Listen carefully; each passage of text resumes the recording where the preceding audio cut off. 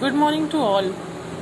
Today we'll discuss about nationalism in India, history, third chapter. Student, in this chapter there is a one thing. What? The chapter name is Nationalism in India. So what do you mean by nationalism? All the persons are saying that he is a nationalist person, है ना? तो ये nationalism होता क्या है? तो सबसे पहले हम ये जानेंगे कि नेशनलिज्म किसे कहते हैं. Loyalty and devotion to a nation, especially a sense of national consciousness is called nationalism.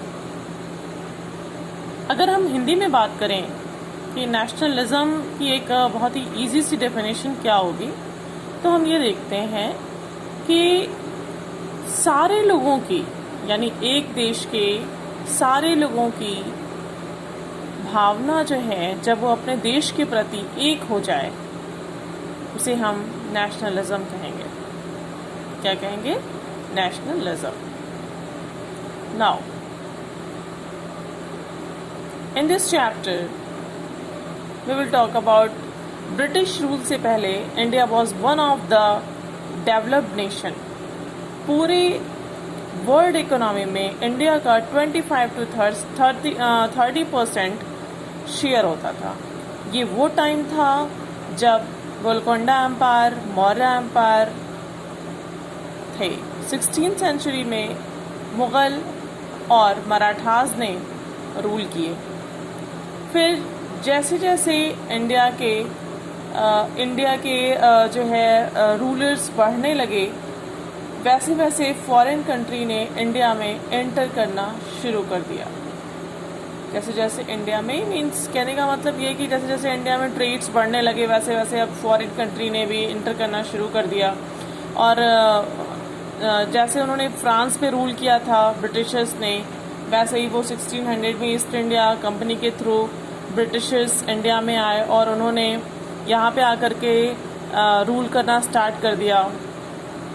और फिर धीरे धीरे अपनी आर्मी भी बनाना स्टार्ट कर दी, जिसकी वजह से 1858 में ब्रिटिशर्स ने बैटल ऑफ प्लासी जो है जब लड़ा ब्रिटिशर्स के बीच में और इंडियंस रूलर के बीच में, जब बैटल ऑफ प्लासी की लड़ाई हुई, तो फिर क्या हुआ, बैटल ऑफ प्लासी में मुगल एम्पायर थे.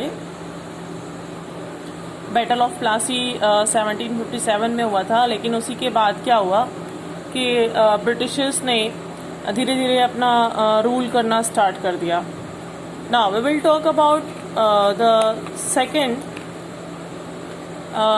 First section of this chapter. We will found this the first world war, यानी the first section name is the first world war, Khilafat and non cooperation. Okay, तो द फर्स्ट वर्ल्ड वॉर, जैसा कि आप जानते हैं, first world war किसके बीच में हुआ था?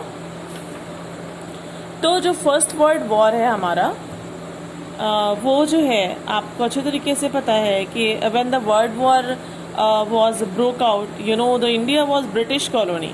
जब वर्ल्ड वॉर स्टार्ट हुआ तो वो 2 पार्ट्स के बीच में हुआ था. क्लियर? अलाइड पावर थे और एक्सिस पावर्स थे. अलाइड पावर में कौन कौन थे? US, UK, China. And axis powers में Germany, Japan and Turkey. Clear?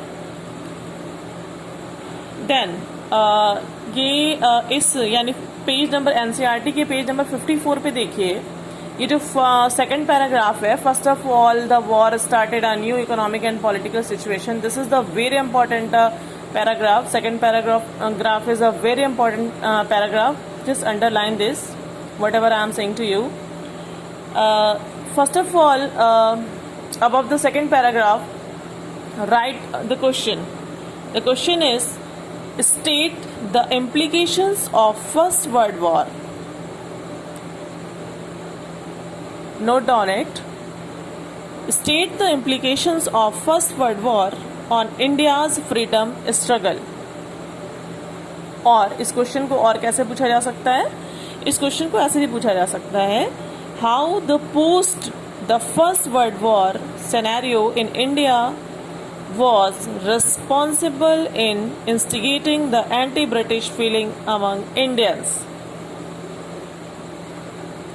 I am going to revise once again this question. How the First World War scenario in India was responsible in instigating the anti-British feeling among Indians? Clear? So, the answer is in this paragraph. Just see.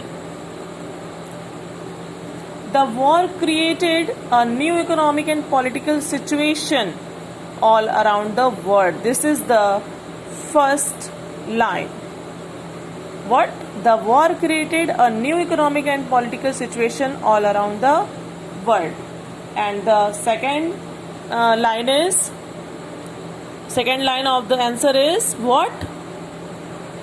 Britain was a huge increase in defense expenditure which was financed by war loans. Now, the third point is customs duties were raised and income tax introduced. क्या हुआ? Custom duties were raised and income tax introduced. And the fourth point is villages were called upon to supply soldiers and the forced recruitment in rural areas caused widespread anger among the Indians. Now, the fifth is at the same time crops failed in many parts of India. You have to add at the same time crops failed in many parts of India. और फिर उसी के बाद क्या हुआ? At the same time this was accompanied by an influenza epidemic. कहने का मतलब ये है इस पूरे पैराग्राफ में जो क्वेश्चन अभी मैंने बताया कि how the first world war scenario in India was responsible in instigating the anti British feeling among Indians, यानी इंडियंस के बीच में जो है ये एंटी ब्रिटिश फीलिंग आई कैसे? तो देखिए, जब सेकेंड वर्ल्ड वॉर हुआ तो उस टाइम में क्या था कि ब्रिटिश, जब वर्ल्ड वॉर होता है तो क्या होता है, जब भी लड़ाई होती है, जब भी वर्ल्ड वॉर होता है तो क्या होता है कि उसमें जो है दो तरह का नुकसान होता है. पहला फाइनेंशियल लॉस होता है, दूसरा सोल्जर लॉस होता है, यानी दोनों तरफ से सैनिक मारे जाते हैं. तो लॉस किसका होता है? सोल्जर लॉस भी होता है और फाइनेंशियल लॉस भी होता है. इन दोनों नुकसानों को पूरा करने के लिए ब्रिटेन ने भारत की तरफ रुख पलटा. अब क्या हुआ? भारत में जो है ब्रिटिशर्स ने कहना शुरू किया कि हम लोगों को जो है सोल्जर्स भेजने हैं. तो वो गांव में कहने लगे कि सोल्जर्स भेजने हैं, कुछ बहादुर लोग चाहिए ताकि वो वहाँ पे जा कर के लड़ सकें. ठीक है, अब हम अगर बात करें इस पॉइंट के फर्स्ट पॉइंट की, यानी इस आंसर के फर्स्ट पॉइंट की, तो हम ये देखेंगे कि the war created a new economic and political situation. War ने क्या कर दिया यहाँ? वो उस टाइम तो जिस टाइम वर्ल्ड वॉर हुआ उस टाइम तो इंडिया जो है वो ब्रिटिश कॉलोनी बन चुका था. तो उस टाइम में अब इंडियंस के मन में ये आया कि हम लोगों को ये वॉर पे भेज करके हम लोगों को मरवाना चाहते हैं. एंड उसी की वजह से क्या हुआ कि ब्रिटिशर्स ने टैक्सेस भी इंक्रीज कर दिए. और उस टाइम में सबसे जो बड़ी बात ये हुई कि उस टाइम में क्रॉप्स भी फेल हो गई, प्लस एक इन्फ्लुएंजा एपिडेमिक भी आ गया, जिसकी वजह से जो भारतीय थे उनके मन में ब्रिटिश के खिलाफ एक फीलिंग होने लगी, जिसकी वजह से हम कहेंगे कि नेशनलिज्म की फीलिंग उनके अंदर जागने लगी थी. Clear? This is all about this lecture. Thank you.